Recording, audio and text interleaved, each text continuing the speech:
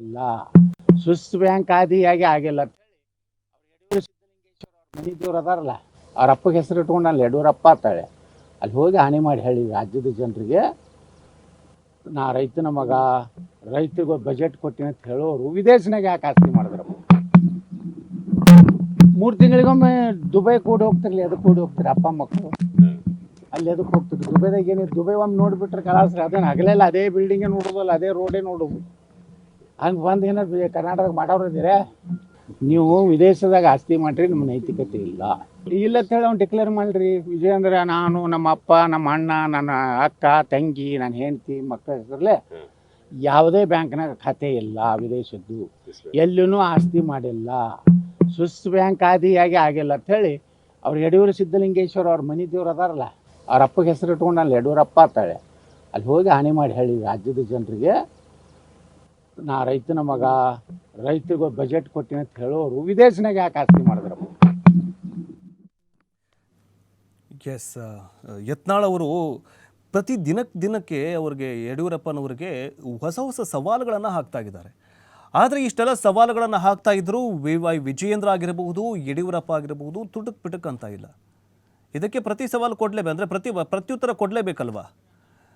ದುಬೈಯಲ್ಲಿ ವಿದೇಶದಲ್ಲಿ ಹಣ ಹೂಡಿಕೆ ಅಂದರೆ ದುಬೈಯಲ್ಲಿ ಜಾಸ್ತಿ ನಾವು ಏನಂತಂದರೆ ಅವರ ಆಸ್ತಿ ಇದೆ ಅನ್ನುವಂತಹ ಆರೋಪವನ್ನು ಮಾಡಿದ್ದಾರೆ ಯತ್ನಾಳ್ ಅವರು.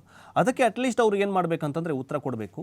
ಬಟ್ ಈಗ ಇವರ ಫ್ರೆಂಡ್ ಅಂದರೆ ಇದೇ ಬಣ ಬಡಿದಾಟದಲ್ಲಿ ಬಣದ ಪವರ್ಫುಲ್ ನಾಯಕ ರಮೇಶ್ ಜಾರಕಿಹೊಳಿ ಅವರು ಏನು ಹೇಳಿದ್ದಾರೆ ಅಂತಂದರೆ ಈ ತಂದೆ ಮಕ್ಕಳ ಬಗ್ಗೆ ಮಾತಾಡೋದು ಬಿಡಿ, ಹೊಸ ಸಂಘಟನೆ ಮುಂದಿನ ಹಾದಿಯನ್ನು ನೋಡಿ ಅನ್ನುವಂತಹ ಸೂಚನೆಯನ್ನು ಕೊಟ್ಟಿದ್ದಾರೆ. ಅದರ ಬಗ್ಗೆ ಏನು ಹೇಳಿದ್ದಾರೆ ಅಂತ ನೋಡ್ತಾ ಹೋಗೋದಾದರೆ ಬಸನಗೌಡ ಪಾಟೀಲ್ ಅವರನ್ನು ಏನಂತಂದರೆ ನಮ್ಮ ಟೀಮಲ್ಲೇ ಇದ್ದಾರೆ. ಅಂದರೆ ನಾವು ಬಣ ರಾಜಕೀಯ ಅಂದರೆ ಬಣ ಒಂದು ಟೀಮ್ ಇದೆಯಲ್ಲ ಆ ಟೀಮಲ್ಲೇ ನಾವು ಯತ್ನಾಳ್ ಅವರ ಟೀಮಲ್ಲೇ ಇದ್ದೀವಿ. BJPಯಿಂದ ಯತ್ನಾಳ್ ತಾಂತ್ರಿಕವಾಗಿ ಉಚ್ಚಾಟನೆ ಮಾಡಿದರೂ ನಮ್ಮ ಜೊತೆಯಲ್ಲೇ ಇದ್ದಾರೆ ಅಂತ ರಮೇಶ್ ಜಾರಕಿಹೊಳಿ ಅವರು ಹೇಳಿದ್ದಾರೆ. ಈಗಾಗಲೇ ಏನಂತಂದರೆ ನಾವು ಯಾರನ್ನೂ ಕೂಡ ಜಾಸ್ತಿ ನಿಂದಿಸಬೇಡಿ, ಪಕ್ಷಕ್ಕೆ ಮುಜುಗರ ಆಗುವಂತಹ ಹೇಳಿಕೆಯನ್ನು ಕೊಡಬಾರ್ದು ಅಂತ ನಾವು ಮನವಿ ಮಾಡಿಕೊಂಡಿದ್ದೀವಿ. ಅದಕ್ಕೆ ಅವರು ಸ್ಪಂದಿಸುವ ವಿಶ್ವಾಸ ಇದೆ ಅಂತ ಹೇಳಿದ್ದಾರೆ. ಯತ್ನಾಳ್ ಅವರ ಬಾಯಿ ಮುಚ್ಚಿಸಿ ಪಕ್ಷ ಕಟ್ಟುವ ಕೆಲಸ ಮಾಡ್ತೇವೆ, ಸಂಘಟನೆ ಮಾಡುವುದನ್ನು ಬಿಟ್ಟು ಬೇರೆ ವಿಚಾರದ ಬಗ್ಗೆ ಮಾತನಾಡಬೇಡಿ ಅಂತ ಮನವಿಯನ್ನು ಮಾಡಿದ್ದಾರೆ ರಮೇಶ್ ಜಾರಕಿಹೊಳಿ ಅವರು.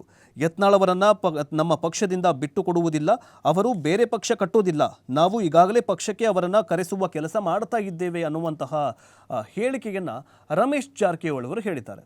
ಮೊನ್ನೆಯಷ್ಟೇ ದೇವೇಂದ್ರ ಫಡ್ನವೀಸ್ ಅವರ ಜೊತೆಗೆ ಮಾತುಕತೆಯನ್ನು ನಡೆಸಿದ್ದಾರೆ. ಯತ್ನಾಳ್ ಅವರನ್ನು ಮತ್ತೆ ಪಕ್ಷಕ್ಕೆ ತೆಗೆದುಕೊಂಡು ಬರುವಂತಹ ಕೆಲಸ ಮಾಡಿ ಅಂತ ಒತ್ತಡವನ್ನು ಮಹಾರಾಷ್ಟ್ರ CM ದೇವೇಂದ್ರ ಫಡ್ನವೀಸ್ ಅವರ ಮೇಲೆ ಹಾಕಿದ್ದಾರೆ. ಯಾಕೆ ಮಹಾರಾಷ್ಟ್ರ CM ಅವರ ಮೇಲೇ ಹಾಕಿದ್ರಂತಂದರೆ ದೇವೇಂದ್ರ ಫಡ್ನವೀಸ್ ಮತ್ತು ಅಮಿತ್ ಶಾ ಮತ್ತು ಮೋದಿ, ದೇವೇಂದ್ರ ಫಡ್ನವೀಸ್ ಅವರಿಗೆ ಏನೇ ಹೇಳಿದ್ರು ಕೂಡ ಅಮಿತ್ ಶಾ ಮತ್ತು ಮೋದಿಯವರಿಗೆ ತಲುಪತ್ತೆ. ಆ ಒಂದು ಕಾರಣಕ್ಕಾಗಿಯೇ ರಮೇಶ್ ಜಾರಕಿಹೊಳಿ ಅವರು ದೇವೇಂದ್ರ ಫಡ್ನವೀಸ್ ಅವರಿಗೆ ಹೇಳಿದ್ದಾರೆ.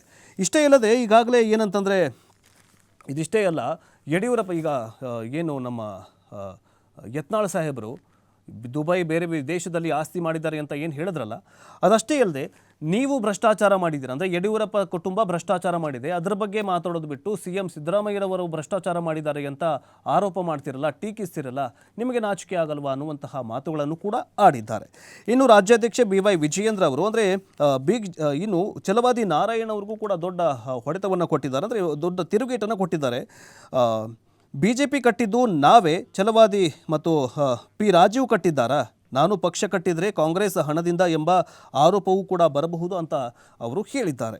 ಹೀಗಾಗಿ ದೊಡ್ಡ ಈಗ ಏನಂತಂದರೆ ಇವು BJP ಹೈಕಮಾಂಡ್ ಏನು ಮಾಡ್ತಂತಂದರೆ ಯತ್ನಾಳ್ ಅವರನ್ನು ಹೊರಗಡೆ ತೆಗೆದು ದೊಡ್ಡ ತಪ್ಪು ಮಾಡ್ತಾ ಅಥವಾ ಈ ಒಂದು ಆರೋಪ ಪ್ರತ್ಯಾರೋಪಗಳನ್ನು ಕೇಳಿಸ್ಕೊಂಡು ಸುಮ್ಮನೆ ಕೂತ್ಕೊಳ್ಳುತ್ತಾ ಏನು ಮಾಡುತ್ತೆ ಈ ಯಡಿಯೂರಪ್ಪ ಕುಟುಂಬ ಅಂತ ಕಾದು ನೋಡಬೇಕಾಗಿದೆ. ಇನ್ನು ಮುಂದೆ